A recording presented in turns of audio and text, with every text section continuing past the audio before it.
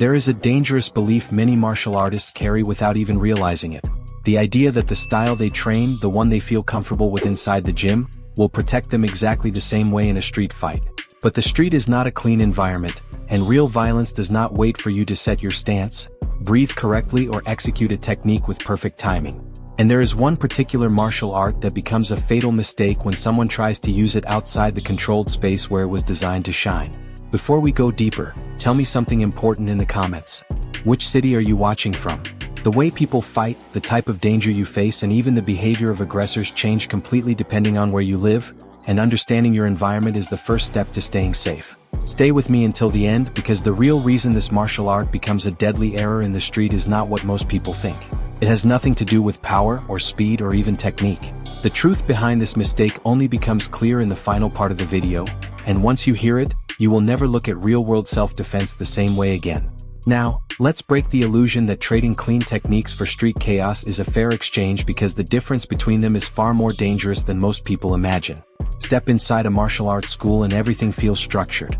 Movements are clean, partners are respectful, and every exchange follows an invisible rhythm that both sides understand. Over time, this creates a powerful illusion, especially for those who dedicate themselves fully to a single style. The practitioner begins to believe that the smoothness they feel in training is the same smoothness they will experience in real violence. The confidence becomes comforting. It feels logical, it feels deserved, and it feels real. But that sense of safety is built on a controlled world, not the chaotic one that exists outside. Inside the gym, you face someone who respects space. Inside the gym, you know when an exchange begins and when it ends. Inside the gym, nobody is trying to overwhelm you emotionally. Nobody is screaming in your face. Nobody is grabbing your clothes in panic. Nobody is swinging with fear and desperation instead of technique. The environment shapes the behavior, and the behavior shapes your expectations. This is where the problem begins. The martial art at the center of this video is one that shines beautifully in practice. It feels fluid. It feels sharp. It feels intelligent. But the danger hides in the assumption that this same intelligence, this same structure, will transfer directly into the unpredictable storm of a street fight. You can see it clearly when someone believes that the sequences they drilled 100 times will unfold the same way against a person who has never trained a single day in their life. The trained mind imagines control. The untrained aggressor brings chaos. And chaos wins far more often than technique. There is a reason so many practitioners of this style are shocked the first time they face uncontrolled aggression. The world they trained in never taught them how sudden a shove can be, how disorienting a scream can sound when reverberating inches from their ear, how quickly balance disappears when the ground is uneven, or how overwhelming it feels when someone pushes forward with pure emotion instead of skill. Their training prepared them for structure. The street tears structure apart. And yet, the issue goes deeper than that. The real danger of using this martial art in a street fight is not simply that it fails in chaos. The true problem is that the practitioner expects it to succeed. They trust the method. They trust the timing. They trust the range. They trust the precision. They trust everything that was built for a place where their opponent plays by the same rules. But the street has never heard of those rules. And this disconnect, the gap between expectation and reality, becomes a trap that most people never see until it is far too late. Because there is a specific detail inside this martial art, something that feels completely natural during training, that transforms into a massive liability the moment someone tries to use it outside.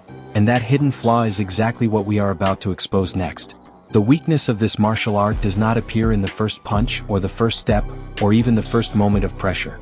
It reveals itself quietly, hidden inside the way the style was designed to work.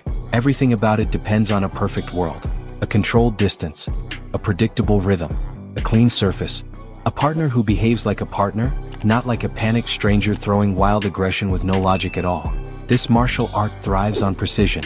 Every strike, every entry, every movement requires timing that was shaped inside a room where nothing unexpected ever happens.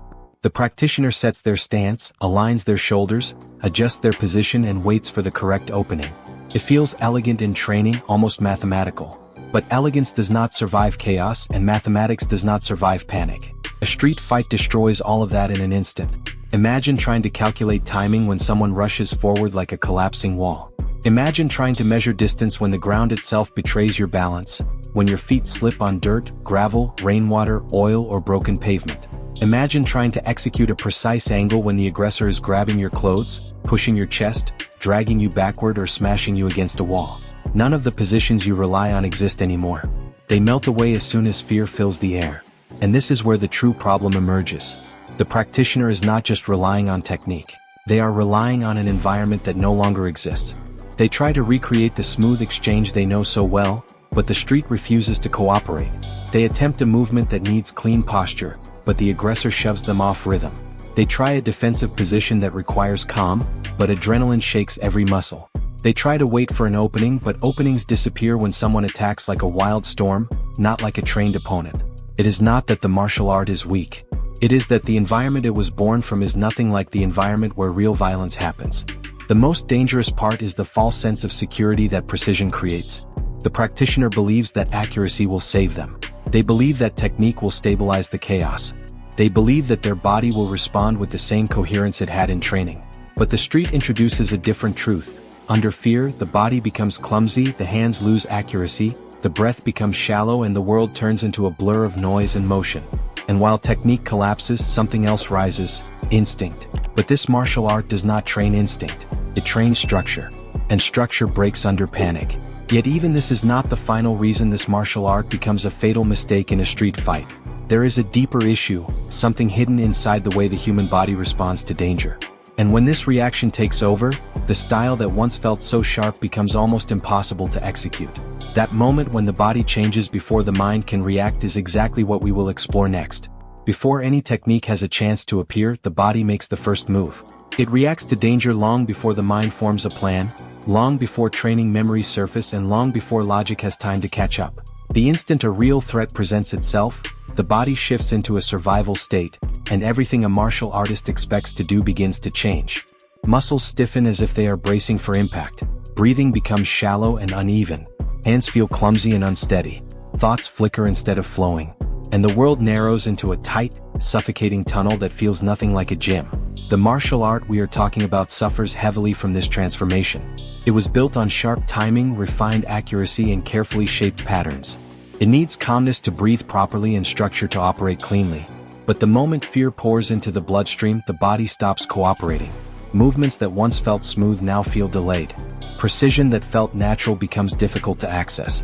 The brain tries to command subtle actions, but the body refuses to deliver them with the same grace. Under stress, fine motor skills break down, and this style depends almost entirely on them. This is the moment when the practitioner realizes something is wrong. They attempt to raise their guard with the same flow they use in training, but the arm feels heavier. They try to execute a carefully drilled counter, but the timing collapses. They try to maintain posture, but the stiffness in their legs disrupts everything. The technique that once felt perfect no longer feels reachable because the body is fighting a different battle, staying alive. Inside the gym, the practitioner moves like a strategist. Outside, the body acts like a survivor. These are not the same roles. One requires clarity and calculation. The other demands instinct and raw reaction. And instinct is not what this style prepares for. It prepares for controlled precision, for rehearsed movement, for a world that does not exist when someone charges aggressively with fear and adrenaline. This mismatch creates a deeply dangerous moment. The practitioner begins to understand, mid-fight, that their technique is slipping away. Panic grows. And panic does not simply damage performance, it takes over the entire process. Breath becomes tighter, posture collapses further, movements become even more rigid, and the mind starts rushing through fragments of techniques that no longer match what is happening in front of them. The more panic grows, the more the body shuts down the refined tools the practitioner is trying to reach for. Yet even this breakdown is not the biggest threat. The real danger emerges from something else entirely: the behavior of the street attacker. Their movements are not clean. Their rhythm does not exist. Their aggression is emotional, unpredictable, and often chaotic. They do not give space, they do not respect timing, and they do not react the way a partner in training would. This style of martial art expects an opponent who behaves logically. The street delivers the complete opposite. And that clash between technique built on order and violence delivered through chaos is the foundation of the fatal mistake. But the full weight of that mistake only becomes clear when we understand how the attacker behaves, not just how the practitioner reacts. That is where we go next. Nothing exposes the weakness of this martial art faster than the moment the attacker finally appears. Not a training partner. Not someone wearing gloves, standing in stance, waiting for a cue. A real attacker. Someone who does not care about technique, does not understand distance, does not feel rhythm, and does not move with any trace of control. This person comes forward with raw emotion instead of strategy, with fear instead of form, with aggression instead of structure. And this is where everything collapses for the practitioner who expects a predictable exchange. An attacker in the street behaves like a storm, not like a student. They surge forward without timing, lunge without balance, grab whatever they can reach, swing without pattern, and shout in ways that jolt the nerves. Their movements are jagged, unsteady, and often reckless. But reckless movement is unpredictable movement, and unpredictability is the worst possible enemy for a martial art built around refined accuracy. In the gym, the practitioner reads the shoulders, the hips, the breath, the footwork. They understand where strikes are coming from because everything has a shape. On the street, none of that information exists. The attacker does not telegraph in a way the practitioner recognizes. Their arms flail in chaotic arcs. Their body weight shifts unpredictably. Their steps are rushed and clumsy. Sometimes they charge without warning, sometimes they hesitate, sometimes they freeze and explode a moment later. Trying to apply a structured technique to this kind of movement is like trying to write calligraphy during an earthquake. And then there is the emotional element. Real violence does not feel like sparring. It feels personal, invasive, uncomfortable. When the attacker screams or curses, that sound hits the body like a physical blow. When they grab your clothes, the sensation is startling, nothing like the calm grip of a training drill. When they rush at you with desperation in their eyes, the shock disrupts your sense of timing more than any punch could. This is why the martial art in question becomes so dangerous to rely on. It trains you to expect cooperation, even when you think you are training for combat. It teaches clean entries, not messy collisions. It teaches structured sequences, not emotional surges. It teaches predictable reactions, not explosive chaos. The practitioner steps into the street thinking they are ready, but they are carrying a map of a world that does not exist outside the gym. And yet, even this mismatch is not the final or fatal issue. There is something deeper, still something hidden inside the very philosophy of the style. A flaw that turns confidence into vulnerability, technique into hesitation, and training into a liability when the fight becomes real. It is the core reason why using this martial art in a street confrontation becomes a mistake that can cost far more than pride.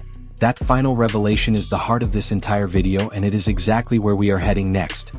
The real danger of using this martial art in a street fight does not come from its techniques, its footwork, or even its philosophy.